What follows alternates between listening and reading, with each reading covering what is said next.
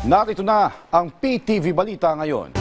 Target ng pamahalaan ay sa ilalim sa rehabilitasyon ngayong taon ng buong EDSA. Ayon kay DPWH Secretary Manuel Bonoan, alinsunod na rin ito sa kagustuhan ni Pangulong Ferdinand R. Marcos Jr. na maging maayos ang biyahe sa daan at hindi maging matagtag.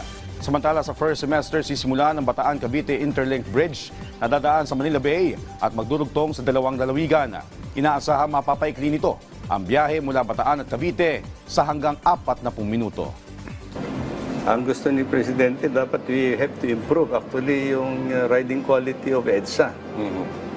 We will rehabilitate the entire EDSA starting 2025. Kasi sa ngayon, dumaan ka sa EDSA, kung minsan nahihirapan ka mag-text sa kakakalbog ng sasakyan. So I think it's about time that we need to rehabilitate EDSA once and for all.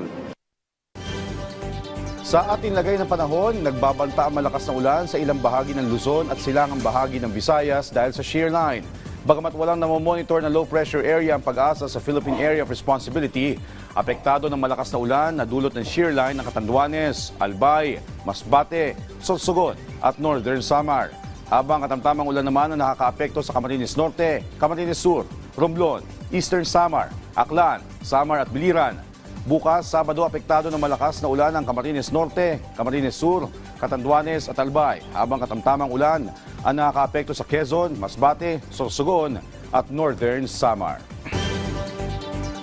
Abangan mamaya sa Bagong Pilipinas ngayon, ano-ano nga ba ang mahalagang programa at proyekto ang naipatupad ng Department of Tourism. Tutukan yan mamaya sa panayam ng Bagong Pilipinas ngayon kay Tourism Secretary Cristina Frasco alas 12:30 ng tanghali dito lang sa PTV.